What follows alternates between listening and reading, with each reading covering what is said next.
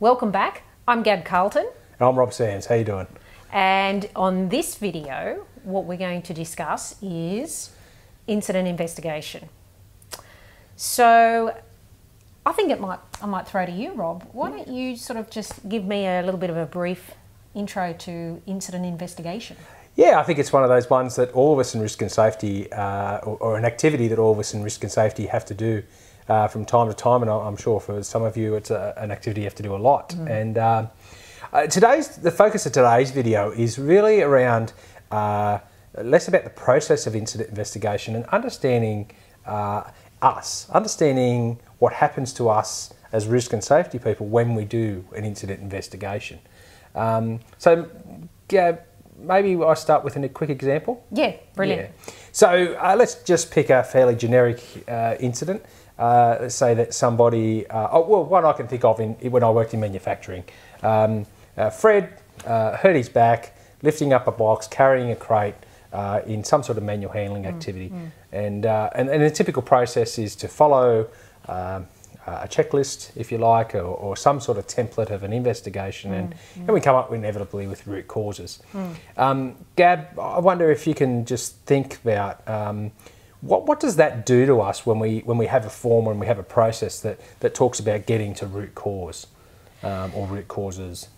Well, it's actually quite interesting when you were talking that through and talking about checklists, and the first thing I thought of was we have a particular person that's been part of that incident, and it focuses us away from the human perspective. Yeah. And I think a lot of what we deem traditional tools, which are good in certain aspects, because some of those checklists are good thinking tools, but it's more about what the focus is. Yeah. Maybe, Rob, can you talk us through? I mean, we've both been involved in incident investigations in the past, certainly in traditional space, but talk me through what are perhaps some of the byproducts of some of these incidents. That's a good question, and really that's the key. I think one example to answer your question is the number of biases that we have as individuals, as people. And it's interesting, that word bias, I guess, not to see it as negative, not to see it as a problem or a disease or a concern. Bias is something that we all have. So when we think about investigation, hindsight bias comes to mind. Definitely. And one of the things we all need to be aware of is that we'll have a bias toward that incident based on our own experience, our own theories, our own beliefs. Yes. And the fact is we can't not have a bias.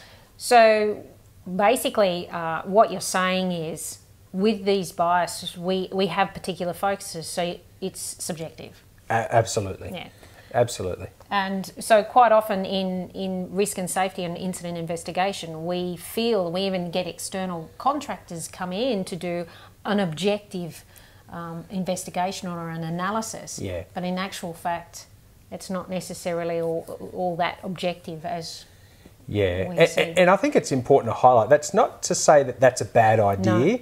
No. One of the things that we're very keen to do is just make people aware that even when you bring an external person into an organisation, and we've done that, that person comes with their own bias. As soon as you pick up the phone and say, can you investigate an incident, things will happen in their mind, and they'll conjure up ideas about other incidents. As soon as you say it's a manual handling incident, they'll have their own view.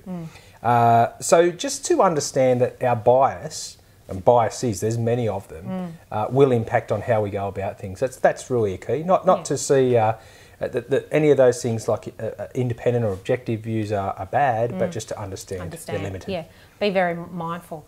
Well, I actually think, nice and short and succinct, it's just a real brief oversight and be mindful about incident investigation, and when we're trying to focus on root cause, that we can be quite subjective. Yeah, at times. absolutely. Yeah. So thanks for joining us today. We'd love to hear your feedback. Drop us a line in the notes below or in the section below, and we look forward to you joining us next time. Great.